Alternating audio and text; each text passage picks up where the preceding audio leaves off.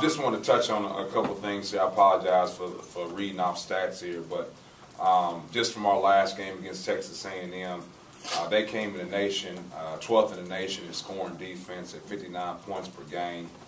We had 81, which is the most they've given up this season. They're 11th in the nation in field goal percentage defense at 37%. We shot in that game 53%, which is the highest for them this season. And they've been on average just allowing teams 19 free throw attempts per game.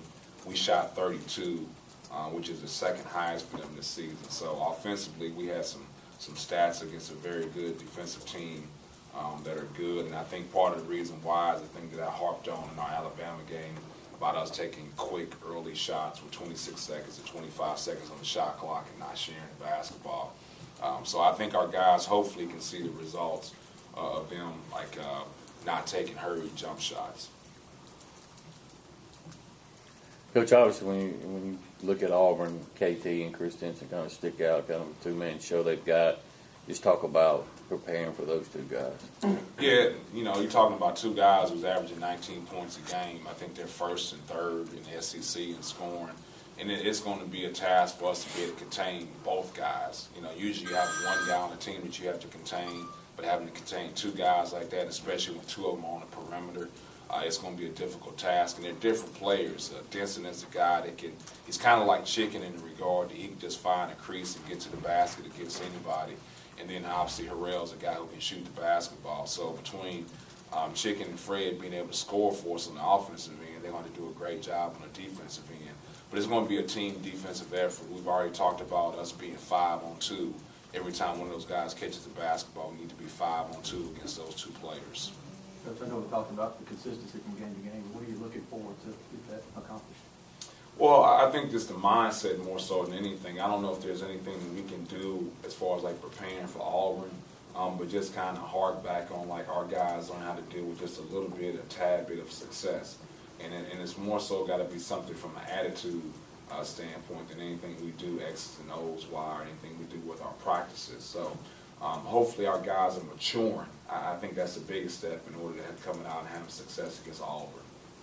You've had a lot of success here at home this year, and the crowds are starting to come back out a little bit more. Is that something that you talk to your players about, kind of creating that home environment, the kind of like you talked about in the past, the Hump, historically is a place that used to be a tough place to play. Y'all trying to bring that back? Well, I don't talk about it. I know sometimes, our guys have mentioned in locker room talk about being disappointed, sometimes about the crowd, but I said, you guys are in total control of that. You win ball games and you play well, people come. So don't say anything about the crowd, do your part. Coach, we saw it a couple of times in the non-conference schedule and then against Ole Miss and Auburn, against A&M and Ole Miss, down late in the games, but they don't seem to get rattled. Obviously, that was a point of concern last year. Is it something you point to? Is it just experience gained from last year? But it seems like you guys never lose their cool down the stretch. Well, I think it has to do with experience, but it also has to do with me harping about how we fall apart at times against good teams when we have some adversity. And I think it always helps that we've had that adversity at home. So now how do you deal with that adversity on the road? But I think it's have to do with experience, but I couldn't pinpoint it.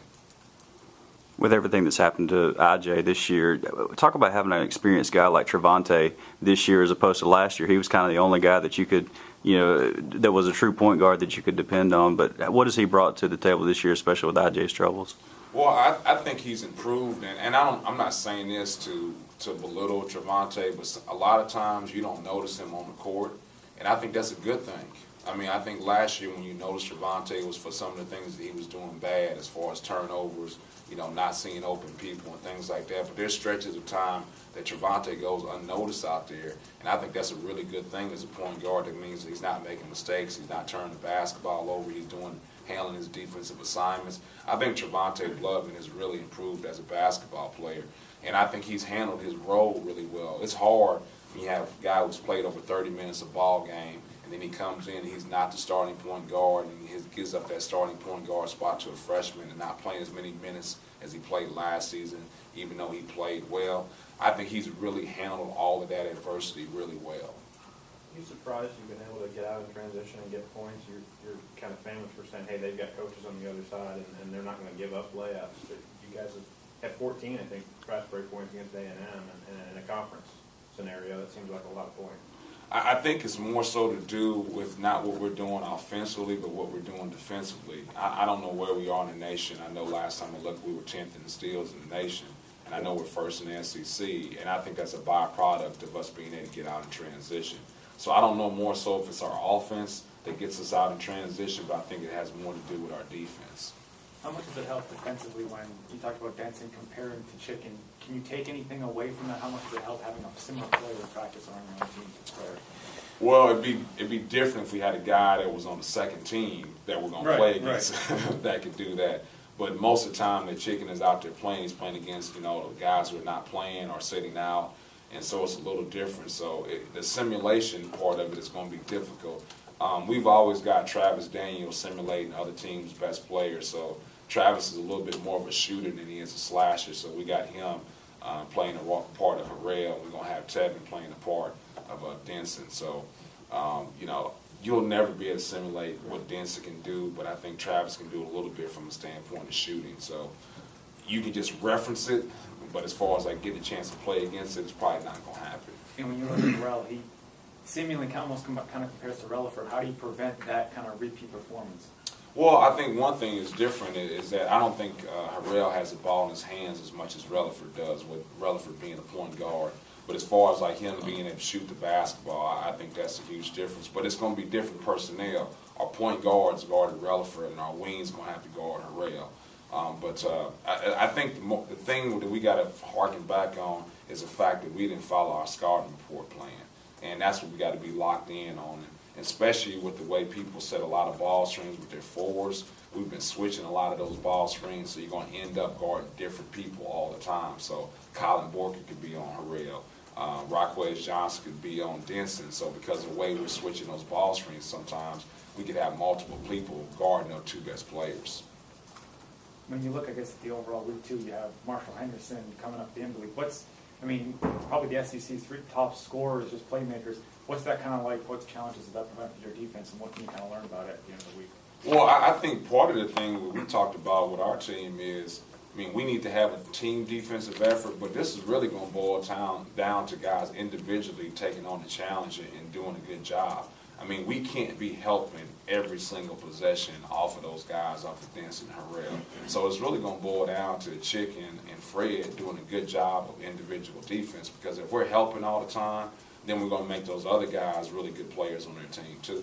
This is a game where you ask maybe some of the other role players to step up offensively, because Chicken and Fred are going to take so much out on the defensive end trying to stop those guys. Well, I like those guys to step up offensively every game. So anytime anybody wants to step up offensively, I'm all for that. Any update on IJ, or still the same? He's still out. Yeah, there hasn't been any change at all, but he's still out. He hasn't done anything activity-wise at all. Is there a timetable for tomorrow or at all? You can just talk to the trainers and they'll let you know whenever? Yeah, it's totally in the medical staff hand right there. He'll get a test from Dr. Mabry, and he'll get back to us. But, from my standpoint, the fact that he hasn't done anything for a long time, and I doubt if he does anything today, I don't anticipate him playing. How does Denson and when you see Henderson at the end of this weekend kind of change what you do defensively, just because of the way they can stretch you so far? They shoot a 25, 26 footer. They can make it, so you got to go out and go get them. You mean Harrell, though, right? Yeah. Okay. All right. Well, I don't think it does anything different as far as what we do defensively. I think it does something different what individually what you do defensively. And what I mean by that is you may be a health conscious guy, and when you're guarding guys like that, Harrell and Henderson, you simply can't help.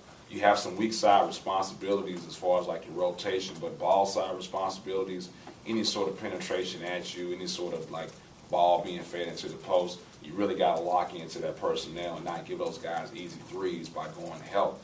But it still boils down to not making those guys help. Individually, you got to do a good job on your man, so you don't put one of those guys in a bind when penetration is coming at him and somebody's clearly beat, that you have to stunt and stay and watch a guy drive right by you because a guy can shoot the basketball. And that's what it all boils down to me. Like, you have to be able to guard your yard when you're playing good teams.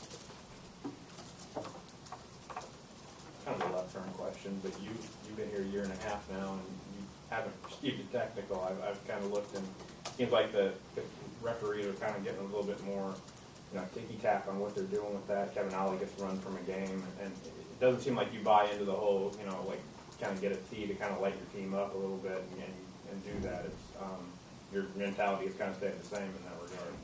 Yeah, if I got to get a tee to motivate my team, then we're in trouble anyway. So I pretty much try not to mess with referees or say anything to them. I try to coach my team because I think it's hard when you're harping on your players saying don't talk to the refs, don't react to the refs, just play.